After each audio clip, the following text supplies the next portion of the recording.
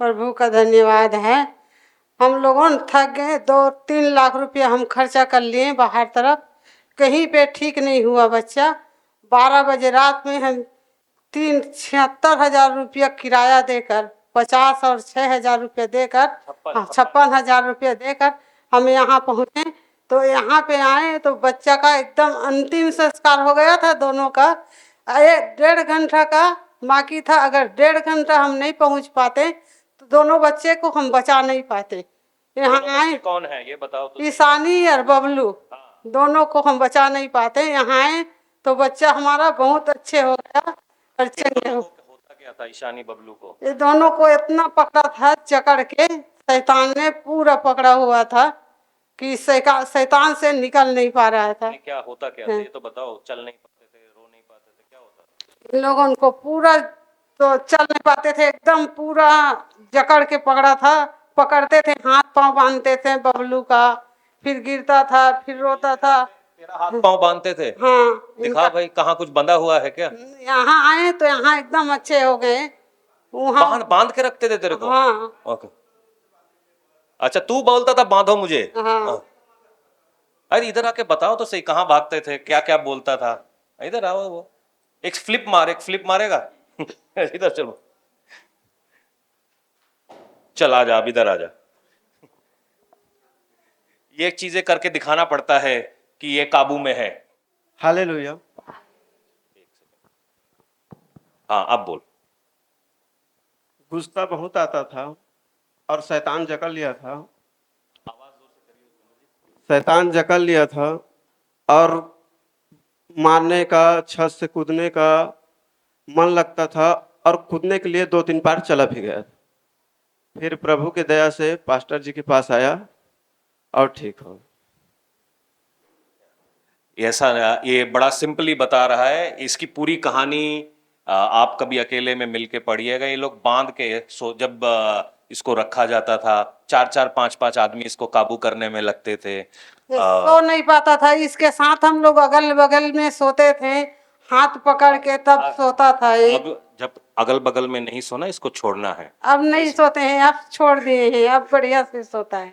ठीक है, तो ताकि ये अपना जीवन आराम से चला सके। अब पता चला इसका शादी हो गया, दोनों सब अगल बगल में सो रहा है, फिर वो एक ट्रेजेडी है।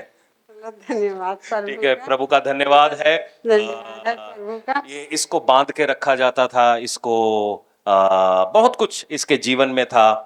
परमेश्वर, ये लोग आए कैसे? इनको ट्रेन का टिकट नहीं मिल रहा था। ट्रेन का टिकट नहीं हुआ। अचानक से पास्टर जी बोले इनको लेकर ही हम आ रहे हैं। हम कौन सा गाड़ी में आया था? स्कॉर्पियो में। हम स्कॉर्पियो कर लिए हैं। मैंने कहा स्कॉर्पियो भाई बड़ा पैसा लगेगा, कम से कम 15 रुपया किलोमीटर के हिसाब से, अगर टोल टैक्स भी जोड़ें तो कहते हैं हमने पैसे, इन्होंने अपना जमीन गिरवी रख के पैसे उधार लेके यहां तक पहुंचे हैं।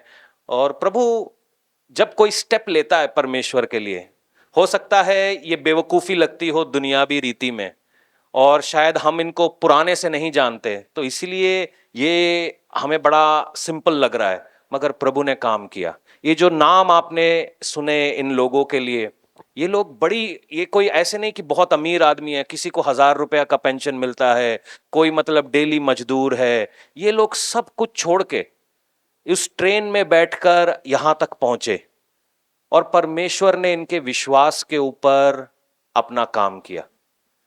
और खुदावन के हुजूरी में बैठने की वजह से, ऐसा नहीं है कि ये कोई मसीह परिवार में पैदा हुए हैं, इनमें से शायद ज्यादातर लोग मसीह भी नहीं है, मगर जब ये लोग प्रभु को माना इन्होंने, परमेश्वर ने असंभव को संभव किया। परमेश्वर मतलब, ये हमारे शायद मेरे शब्द काफी नहीं है, मैं इतना ड्रामेटाइज करके चीख चिल्ला के बता नहीं पा रहा हूं, मगर परमेश्वर अद्भुत परमेश्वर है। उसकी भलाई सदा की है, उसकी करुणा सदा की है, और इसके लिए खुदावन का शुक्रिया अदा करते हैं। ये बातें मैं क्यों बता रहा हूं? ताकि ये जो सेवा आप लोग करते, बड़े सारे वॉलंटियर्स यहाँ पर आए, जब ये लोग आए थे, इनकी सेवा की, इनको खाना खिलाया, इनकी मदद की, और क्योंकि आपने ऐसा किया हम लोग प्रेयर कर पाए। अगर मैं इनके लिए खाना बना रहा होता या ये लोग खाना बना रहे होते तो ये बात बनती नहीं। लोगों को यहां पर रखना एक चैलेंज है, कॉस्ट आता है उसका। सारे पार्टनर्स को इसका बरकत मिले। जितने हमारे चर्च है जिन्हों जो दान और दशमांश देते हैं उनको उनको बरकत मिले इस बात की, क्योंकि आपने जो दिया उसको हम सेवकाई में लगा पाए और उसके जरिए से रूहें बचाई गईं। एक व्यक्ति यहां पर आया था जो मतलब खड़ा नहीं रह पाता था बिना दारू के, शाम को बाहर घूम के आया, कहता दारू का ठेका है। वो आज शायद पास्टर जी बता पाएंगे, वो बाइबल पढ़ता है, वो शराब छोड़ दिया, मारपीट छोड़ दिया।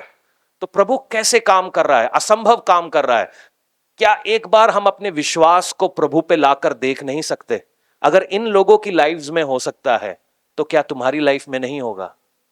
क्या तुम्हारे जीवन में एक नई शुरुआत नहीं आएगी? क्या तुम परमेश्वर के लिए इस्तेमाल ना किए जाओगे? आमीन, हालेलुया। प्रभु का एक बार जोरदार तालियों के साथ शुक्रिया अदा करें।